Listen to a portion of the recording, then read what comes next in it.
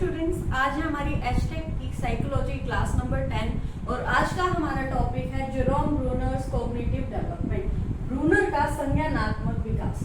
अभी संज्ञानात्मक विकास क्या होता है या फिर हम कहें संज्ञान क्या चीज है, तो संज्ञान या फिर कॉग्निटिव जहां पर भी आए तो वो किससे रिलेटेड होगा, वो हमारे ब्रेन से रिलेटेड होगा, हमारे दिमाग से रिलेटेड होगा कि किस तरह से हमारे दिमाग में चीजें स्टोर होती है या फिर हम कैसे चीजों को सोचते हैं या कैसे चीजों को सीखते हैं। तो जो भी चीजें हम सीखते हैं वो कहीं ना कहीं हमें पता है कि वो हमारे दिमाग के अंदर स्टोर हो जाती है और उस हिसाब से हमारी बॉडी फंक्शन करती है। धीरे धीरे प्रैक्टिस के थ्रू हम उसे और ज्यादा बेहतर बनाना शुरू कर देते हैं। तो जहां पर भी कॉग्निटिव या फिर हम कहें संज्ञान आएगा वहां पर हमारा मतलब किससे होगा, हमारे ब्रेन से या दिमाग से। अब थ्योरी का नाम क्या है, कॉग्निटिव डेवलपमेंट। तो हमारे ब्रेन का डेवलपमेंट या फिर हम कहें हमारे दिमाग का विकास किस तरह से होगा कि हम चीजों को सीखना शुरू कर दे। हमने पहले वाली क्लासेस में देखा कि बच्चा कैसे ग्रो हो रहा है, बच्चा में फिजिकल डेवलपमेंट हो रही है, इमोशनल डेवलपमेंट हो रही है, कॉग्निटिव डेवलपमेंट हो रही है। उसी कॉग्निटिव डेवलपमेंट की बात यहाँ पर की गई है कि बच्चे का दिमाग किस तरह से विकसित होता है और कैसे वो सीखना प्रारंभ करता है, कैसे कैसे वो बड़ा होता जाएगा, कैसे कैसे वो अलग अलग तरीकों से सीखना शुरू कर देगा। तो इसमें पहला पॉइंट क्या है, बालक ज्ञान की रचना स्वयं करता है। इसका मतलब यह है कि बच्चा खुद अपने ज्ञान का निर्माण करता है, वो खुद से चीजों को सीखता है। कि कोई टीचर किसी बच्चे को कितना ही अच्छा टीचर ला के दे दो, जब तक उसका मन नहीं होगा, जब तक उसके अंदर इच्छा शक्ति नहीं होगी, वो टीचर उस बच्चे को नहीं सिखा सकता है। तो इसलिए हम कह सकते हैं कि बालक स्वयं अपने ज्ञान का निर्माण करता है। जब तक उसकी इच्छा शक्ति ना हो, जब तक वो रेडी ना हो, जब तक उसके अंदर खुद से ये ना हो कि ये चीज मुझे सीखनी है, स्वयं उसकी इच्छा नहीं है, तब तक कोई भी दुनिया का बेस्ट से बेस्ट टीचर उसे नहीं सिखा सकता। Child construct knowledge by himself. और वो स्वयं ज्ञान का निर्माण किस प्रकार से करेगा, वो खुद से एक्टिविटीज में पार्ट लेगा, वो खुद से चीजें करके देखेगा, तो उसी तरह से तो वो ज्ञान का निर्माण स्वयं कर पाएगा। तो इसलिए हमने कहा बालक ज्ञान की रचना स्वयं करता है। Child construct knowledge by himself. Second point हमारा आता है छात्र सक्रिय अधिगमकर्ता होना चाहिए। तो ये जो थ्योरी हम पढ़ रहे हैं इसके अंदर जो हमें चाइल्ड चाहिए वो सक्रिय अधिगमकर्ता होना चाहिए। इसका मतलब क्या, सक्रिय कि वो एक्टिव रोल प्ले करे, वो सिर्फ बैठकर टीचर का लेक्चर ना सुने, वो खुद से भी इसके अंदर इंटरेस्ट हो, खुद से चीजें करके देखे। प्रोजेक्ट मेथड हो गया, डिस्कवरी मेथड हो गया, इन सब चीजों का वो प्रयोग करे, अन्वेषण विधि का प्रयोग करे कि चीजें खुद से कर करके लर्निंग बाय डूइंग जिसे हम कहते हैं, एक्टिव रोल प्ले करे और खुद से चीजों को कर सीखे।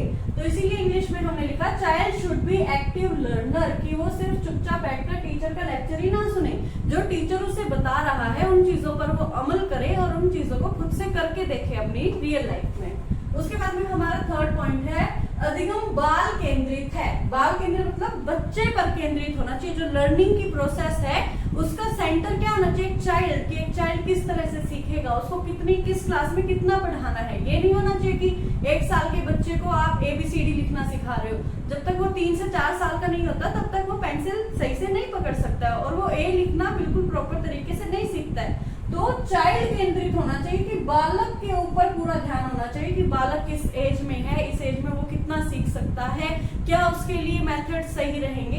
तो बालक केंद्रित होना चाहिए। Learning is child centre, teacher centre नहीं होना चाहिए कि टीचर को जो पसंद आया वो कर दिया, टीचर के लिए क्या चीज सही रहेगी वो कर दी, कि टीचर का टाइम बचाना है, टीचर की कॉस्ट बचानी है। नहीं, हमारा जो अधिगम है, हमारा जो लर्निंग का प्रोसेस है वो बाल केंद्रित होना चाहिए कि बच्चे अच्छे से सीख सके, सिर्फ बच्चों को किसी प्रकार का बर्डन ना आए, वैसी हमारी लर्निंग की प्रोसेस होनी चाहिए। अब जो ये थ्योरी है इसके 3 मेन पॉइंट्स आ गए कि बालक रचना स्वयं करेगा, खुद करेगा तो वो क्या आएगा, एक्टिव लर्नर होएगा, सक्रिय अधिगम करता आएगा। और सक्रिय बच्चा जब सक्रिय है और सब कुछ उसके ऊपर ही केंद्रित है तो हमारा अधिगम कैसा होगा, बाल केंद्रित। Learning is child centred. अब जेरोम ब्रूनर में जहां से हमें क्वेश्चन पूछे जाते हैं वो है 3 representations of cognitive development. Bruner के अनुसार अधिगम की 3 अवस्थाएं। तो उन्होंने ये जो 3 अवस्थाएं दी है इससे एक क्वेश्चन एचटेट के अंदर आता ही आता है। तो हमें अलग अलग प्रकार से पूछा जाता है कि इस अवस्था में बच्चा कौन सी अवस्था में होगा या फिर इस अवस्था में बच्चा कौन सा कॉग्निटिव डेवलपमेंट को दर्शा रहा होगा। ठीक है, तो सबसे पहले हम देखते हैं, सबसे पहला हमारे पास आता है इनएक्टिव रिप्रेजेंटेशन। इनएक्टिव, इसमें क्या वर्ड छूटा है, एक्टिव, इसमें क्या वर्ड मेन दिख रहा है हमें, एक्टिव। एक्टिव का मतलब हमने यहीं पर देखा कि चाइल्ड अपने आप से एक्टिव होकर खुद से चीजें करने की प्रयास करेगा, खुद से एक्सपेरिमेंट्स करके देखेगा। तो यहाँ पर क्या लिखा है हिंदी में, विधि निर्माण आधारित अवस्था, तो खुद से निर्माण करेगा नॉलेज का, खुद से एक्टिव रोल प्ले करेगा। तो ये अवस्था कब तक आती है, बर्थ टू 3 इयर्स। इसका अब हम एक एग्जांपल देख लेते हैं कि जब भी हम एक ऐसा छोटा बच्चा देखेंगे जो बर्थ से 3 साल के बीच में है, तो वो अपने से बड़ों की अनुकरण करने का प्रयास करेगा, उनकी एक्टिंग करेगा कि जैसे मम्मी किचन में खाना बना रही है तो एक छोटा सा बच्चा कहेगा मैं भी मम्मी की तरह खाना बना रहा हूँ, मेरी चाय पी लो, मैं पापा की तरह ऑफिस जा रहा हूँ, है ना। तो हमने देखा कि जो बच्चा है वो एक्टिव रोल प्ले कर रहा है, अपने पेरेंट्स को देखकर इमिटेशन अनुकरण करके सीख रहा है, एक्टिव होकर सीख रहा है कि मैं भी ऐसा कर रहा हूँ, मैं भी ये कर रहा हूँ। वो पूरी तरह से एक्टिव है उस प्रोसेस में, वो सिर्फ बैठा नहीं है कि हाँ मम्मी खाना बना रही है देख लिया मैंने हो गया, नहीं, वो खुद से अब एक्टिंग करेगा कि लो मैंने खाना बनाया है, लो मैंने ये कर दिया वो कर दिया, जबकि वो रियल नहीं होता, बट वो अपनी तरफ से पूरा प्रोसेस में पूरी अच्छे तरीके से अपनी जी जान लगा देता है कि मैं भी वैसा कर सकूं। तो यहाँ पर बच्चा एक्टिव हमें दिखाई देगा कि उसने देखा कि मम्मी क्या कर रही है और फिर वो भी तुरंत से खड़ा होकर एक्टिव हो गया कि अब मैं भी ऐसा ही करूंगा।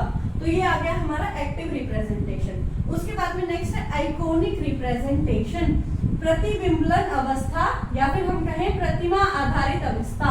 प्रतिमा का मतलब क्या होता है, फोटो, तो प्रतिबिंबलन क्या होता है, किसी चीज की पिक्चर हमें दिख गई और उसका हमें अंदाजा लगे, हो गया प्रतिबिंबलन।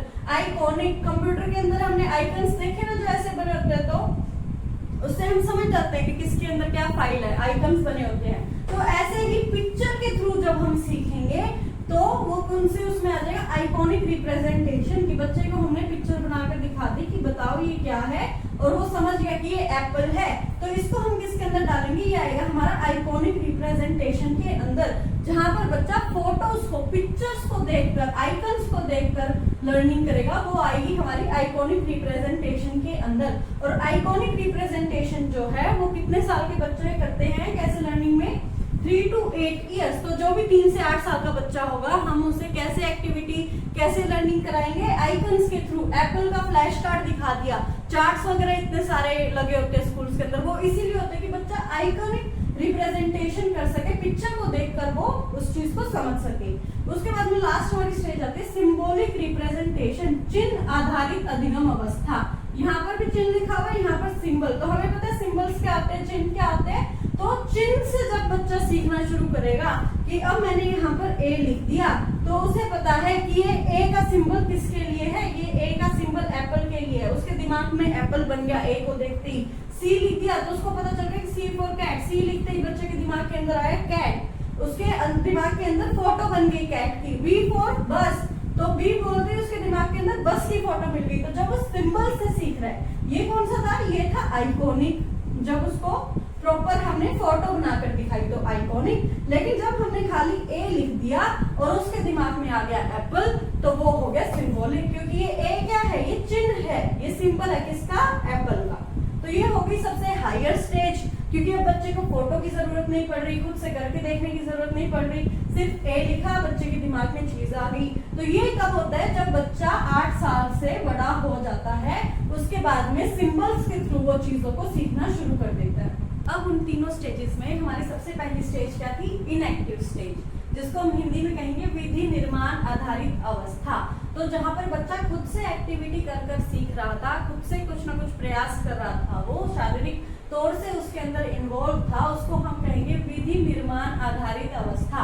और ये अवस्था बच्चे के अंदर कब तक होती है, 0 to 3 इयर्स। तो जो 0 to 3 इयर्स, 0 मतलब जब वो बर्थ उसका हुआ है उस टाइम से लेकर के 3 साल तक का बच्चा जब भी सीखेगा तो वो अपनी कैसे सीखेगा, शारीरिक क्रियाओं द्वारा सीखेगा, लर्निंग बाय डूइंग एक्टिविटी, खुद से वो चीजों को करेगा, अनुकरण करेगा, इमिटेशन करेगा, देखेगा कि कौन कैसे कर रहा है और फिर उसी एक्टिविटी को खुद से करता है। वो अपने तौर पर करता है कि किचन सेट है उसके पास, तो मम्मी रोटी बना रही है, तो लड़की भी जाकर, या फिर हम कह सकते हैं लड़का भी जाकर उस किचन सेट पर रोटी बनाने की कोशिश करेगा और सबको कहेगा कि लो मैंने रोटी बनाई है, प्लीज इसे खा लो।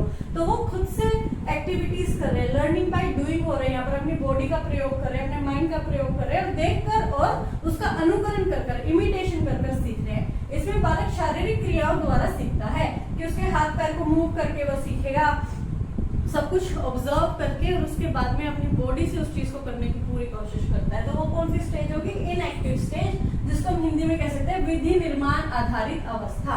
और इसका टाइम पीरियड क्या रहेगा हमारे पास? 0 to 3 इयर्स। उसके बाद में हमारे पास सेकंड स्टेज आई जो कि है आइकॉनिक रिप्रेजेंटेशन। तो इसमें आइकन्स मतलब इमेजेस, पिक्चर्स हम कह सकते हैं। तो उसके द्वारा बच्चा सीख रहा है प्रतिबिंबन अवस्था या फिर प्रतिमा आधारित अधिगम। ये बच्चा इमेजेस के थ्रू कब तक सीखेगा? तो 3 to 8 इयर्स। तो जब तक का बच्चा 3 से 8 साल का जो बच्चा है उसको हम किस थ्रू पढ़ाएंगे? जेरोम ब्रूनर के अनुसार उसको हम पिक्चर्स, इमेजेस दिखाकर पढ़ाना शुरू करेंगे। उससे वो एक्टिविटीज ज्यादा फास्ट तरीके से उसका संज्ञान का डेवलपमेंट होगा।